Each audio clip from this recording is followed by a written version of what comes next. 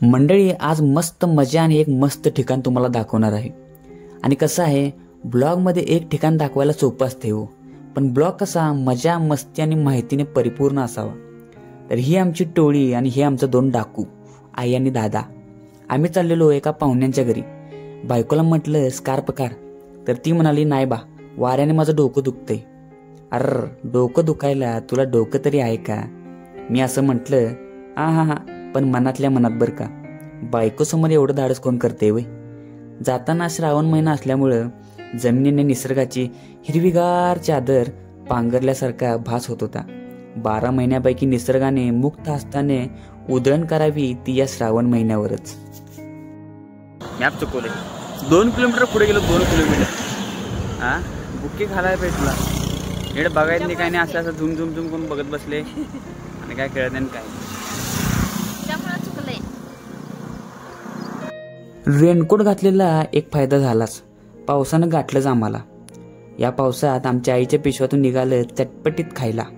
आमच्या आईची पिशवी म्हणजे आजीबाईचा बटवाच जणू। परिस्थितीनुसार सगळे उपाय निघतात त्यातून। मग काय, आले हातात तर दिलं पोटात ढकलून। तर पाहुण्यांच्या घरी गेलो, तिथे भेटलो, तिथला हा परिसर बघितला। आमचे मामा मामी पण आले होते आणि इथं पाहुण्यांनी मस्त जीव रमण्यासारखी जागा तयार केली आहे। इथं झोकाही तयार केलाय। या झोक्याला बघून आमचा मामा ऐकते वय। मामा म्हणजे आमचं एक लहान बाळच आहे। आणि खरंच प्रत्येक माणसात एक लहान मूल कायम जिवंत असावं, तर या जगण्यातला निखळ आनंद आपल्याला समजेल। नाहीतर आजकाल कोणाला टेन्शन नाही, जो तो आज आपल्यातला हा निखळ आनंद गमावून बसलाय आपल्यावर असलेल्या जबाबदारीच्या ओझ्यामुळं। आणि या मामाच्या वर हे माझं लहान मूल, हे तर लय हट्टी, मामापेक्षा 4 काकण चढच। पण खरंच हिच्याकडे बघून मला असलेलं टेन्शन मी विसरून जातो। बाजूला केळी पेरूची झाडं होती। मग काय, मस्त छान पेरू तोडले आणि सगळ्यांना दिलं खायला। जरा कच्ची असल्यामुळं दाढा लागल्या ठणकायला। माझं दात लय मजबूत। बायको म्हणते कसलं पेरू आणलायसा? मी म्हटलं, एरवी तोंडानं माझं डोकं फोडतेस, पेरू काय चीज आहे तुला?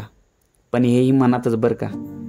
तर मग इथून निघालो त्या ठिकाणी, जे ठिकाण आम्हाला बघायचं होतं। वातावरण छान असल्यामुळं प्रवास पटकन कधी होतो हे कळतच नव्हतं। पाऊस असल्यामुळं दूधगंगा नदी दुथडी भरून वाहत होती। तर तिथून आलो या ठिकाणी। हे ठिकाण म्हणजे कोपेश्वर मंदिर, खिद्रापूर। हे मंदिर कोल्हापूर जिल्ह्यात आणि शिरोळ तालुक्यात खिद्रापूर या गावी आहे। हे एक महादेवाचं मंदिर आहे। मंडळी, याचं बांधकाम अंदाजे 7व्या शतकात चालू होऊन 11व्या किंवा 12व्या शतकात पूर्ण झालं। कोणतीही यंत्रसामुग्री नाही, कोणतंही प्रगत तंत्रज्ञान नाही, तरीही आजही कोणाला असं मंदिराचं बांधकाम जमणार नाही असं बांधकाम त्या काळी उभारलं गेलं। काय लोक असतील त्यावेळी।